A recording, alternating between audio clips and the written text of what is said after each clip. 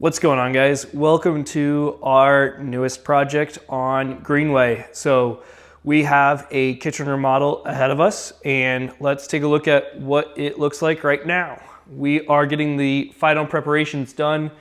So last couple odds and ends are being put away, but this is what we have. So on the floor with our tape lines, we're going to be swinging this peninsula, turning that into an island. Soffits are going to go away. We're going to redo the cabinetry. The fridge will be moving from that location to over here. We're going to be doing a coffee bar where we have the microwave and the Keurig right now. We're going to be doing new floors throughout, paint. We've got lighting that's going to be reconfigured in here. And then we're even going to open up this spot in the wall behind the entertainment area so that we can match the door opening over there, and it'll be a pass-through into the family room on the other side. So yeah, I think that covers most of it. We've got some general lighting and some other miscellaneous stuff with electrical that we're looking to do, but for the most part, we're gonna be tearing this kitchen apart, putting it back together. So we've got demo guys coming in tomorrow. Today, we're starting with getting all our stuff on site, prepping, so getting some of the vents covered, plastic up in certain areas to make sure that we keep the construction area in the construction area and keep the homeowner's area all clean for now. So we're gonna jump to that in a little bit. I don't think I've got a time lapse for you guys on this one, so I'll probably do an update after we do some of our prep. We're not gonna have too much compared to usual because all the floors are coming out, so there's no floor prep that we have to worry about, but there'll be plastic in certain areas that we're gonna be looking at. So we'll do a short update after we get all that done, so you'll see that in a second, and then we'll start tearing into demo and go from there. So be right back. All right, now you know, if you've been following along with the channel for a while, it's not a Cyto project unless we forget to film one of the stages of the project. So that was what we did for prep. So we're gonna skip to part one of demo is done already. So let's show you around. We have our kitchen gone. Floors are gone. Everything is torn out right now. So we had everything prepped off, or plasticed off in the pantry. We had plastic dividing off the great room, all that good stuff. We still have some plastic over here. We've got a glass door, so we shoved some export in there. That way, as they were chipping the tile up this way, we didn't run into anything. We had boards on the other side, and they could obviously open the door, so we just put the plastic up. Not as big of a concern, but we had a plastic sheet all the way across right here to section this off. All that carpet's gonna come out later in the project. And then we've got plastic down there on the door, same thing with the ram board. So that is the bulk of it. We've got the plastic on some of the windows, plastic from some of our vents that we'll be putting back up later on. And then you might be looking at this going, why do we have plastic in the kitchen? The homeowner has some cats, so we're trying to make sure that they don't try and find a nesting spot up there. And it's kind of nice to keep everything up in the attic. We just used our zip wall poles to get all that up there right now. So everything has been torn out. We have our temporary sink in here, which is something we like to do for a lot of our kitchens. We also have a water line that is running to the fridge. We're reusing the same fridge. So we know that we're disrupting our clients' lives for a couple months. So we want to be as accommodating as possible. This is a way that they could wash any forks, silverware, whatever. We ask them to use paper plates. And then for the water, they have the filtered water from the fridge. So they're not having to go worry about buying a ton of water. So that's something that we were able to do in this instance. Some clients, they're gonna be gone while we're doing this and it doesn't matter. But in this case, that's what we did. We're trying to accommodate what's going on there. So we have our first delivery of cabinets. These are a little early for what we're trying to do, but the cabinet manufacturer churned through them and they got them out for us. But we're gonna look at the cabinet layout as we have it on the floor. We've got some dog feeding bowls, but just follow along with me. We're gonna start in the corner. We have our Lazy Susan that is gonna be over there. We'll have a 12-inch drawer bank, our range right there, which will have the hood above it.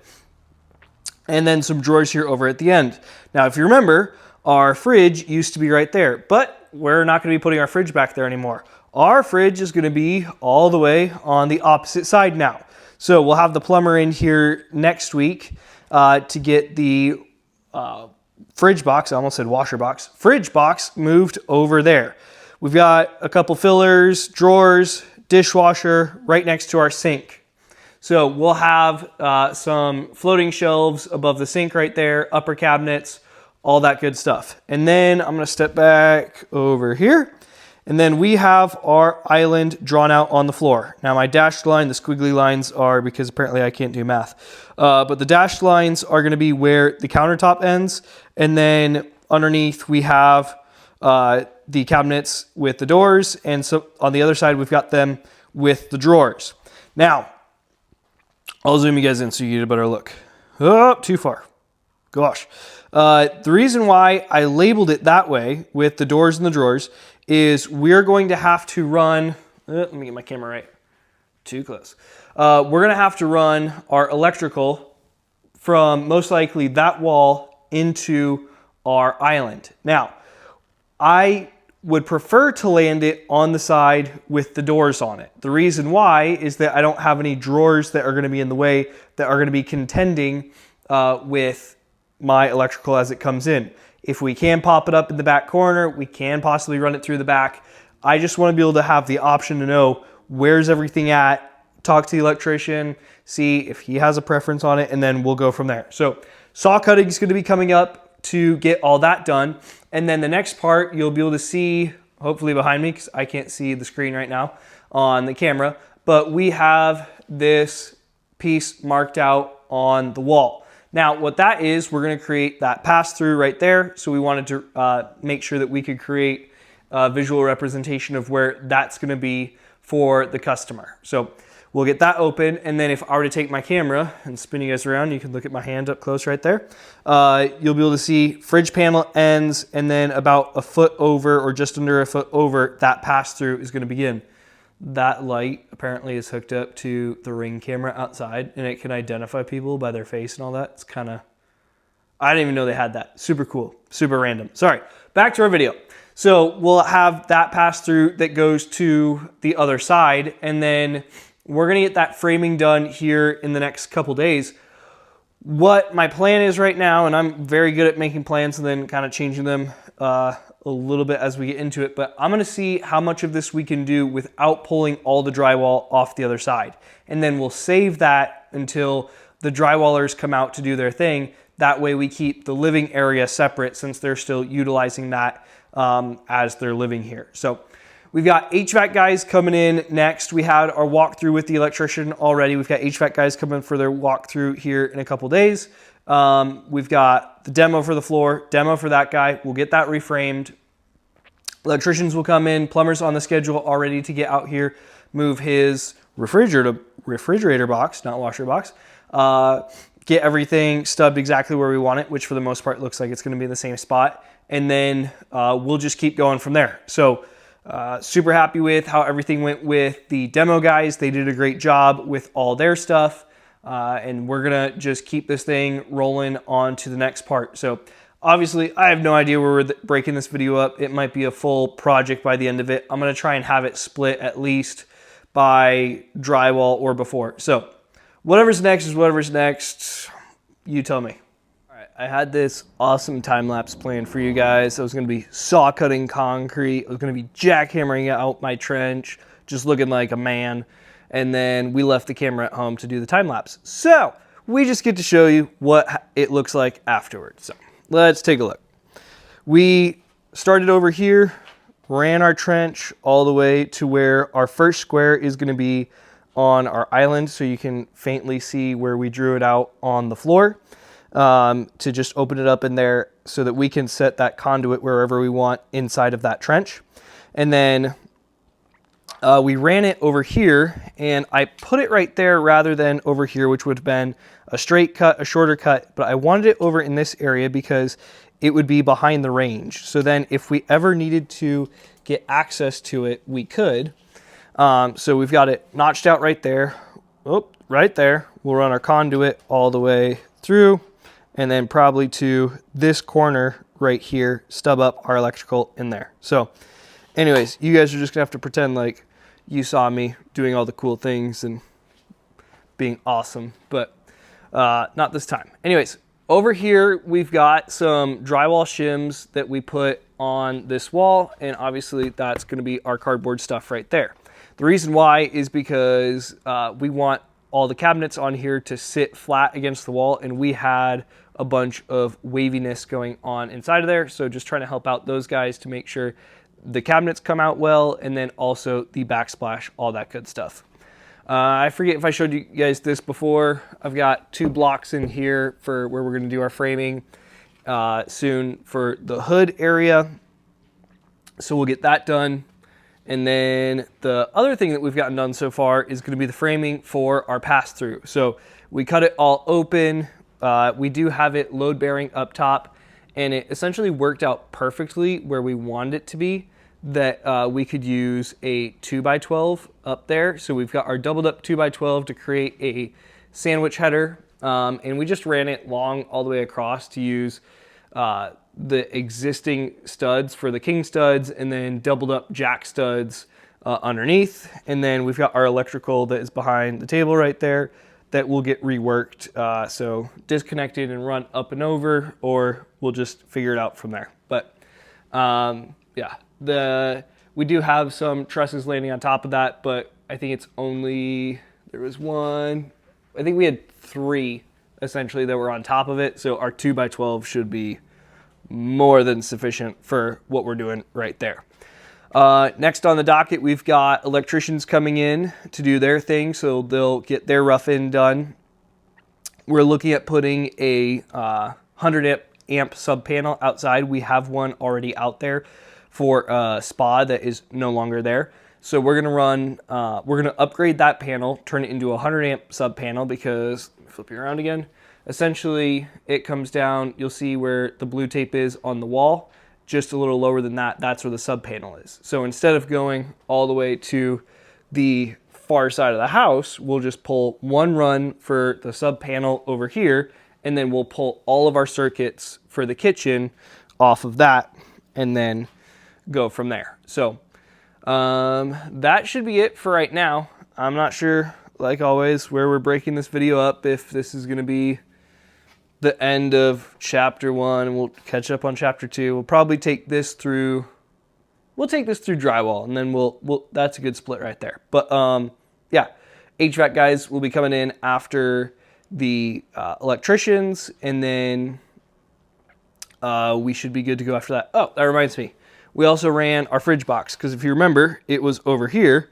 but now we have it run over here. And then we're gonna stick a stud right here, channel this out, attach it over there so it sits nice and flush in the wall. But yeah, we've got our fridge box run, and then we've got the water line run over to our fridge, and then kind of our makeshift kitchen area over here right now. So anyways, that is what we've got for right now. We should have an update here for you in just a second. All right, guys, we have electrical wrapped up. We've got concrete in, so we want to show you what we've got going right now. We essentially the electrician tore all of the wiring out of the kitchen, because everything was on one circuit for the most part. And with how much appliances are pulling these days and where the code is gone, we didn't want to deal with that. So we've got our 2-gang switch box right here, which this is going to be our main lights, and then this will be for the light above the island, which we've got one in there right now, but we'll have the second one that gets trimmed out later on in the project. We had the wires that were running through our pass-through, and I'll jump to this real quick. We had the wires that were running through here that they've been disconnected, rerun up through the attic, and redone. And then we had Logan pour our concrete step right here to match the one that's on the other side. So it's still wet. We've got the forms on it, but once that dries, we'll pull it off there, and it'll be ready to go for the guys that are doing the tile. And I'm pretty sure we already looked at the header. It's fantastic, it's wonderful, and we're moving on. We've got all of our electrical run for outlet here, convenience outlets over here. We've got this, we should have a switch over here. And then we've got our plugs down here for the disposal along with the dishwasher. So this right here, hanging out of the wall, is going to be our low voltage for our under cabinet lighting. So we've got a transformer up in the ceiling that is going to allow for us to go from our higher voltage, which is like our 110, to go down to like 24 volts right there. So we've got our plastic that we'll put back up at the end of this, just because it helps keep everything separated. And we were talking right before we started the video. Typically, that's not something we've done in the past, but we might actually start doing it more often, just because I have been impressed with how much even that thin sheet of plastic does keep the temperature separation throughout there. So anyways, we've got outlet right here, low voltage again for our cabinets.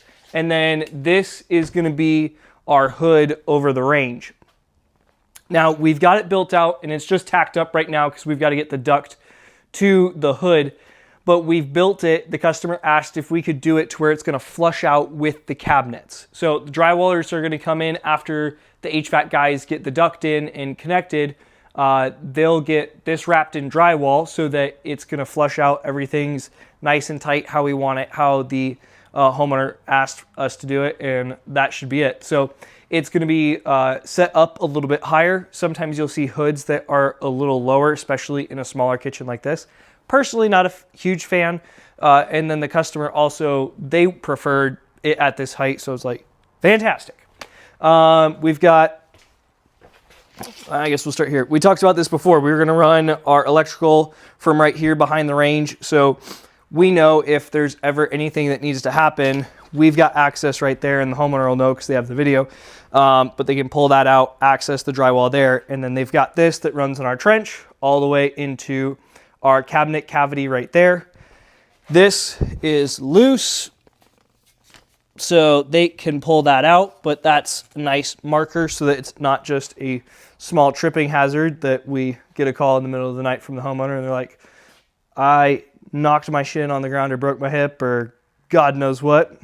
Don't want it. So that's going to get run for our two outlets right there.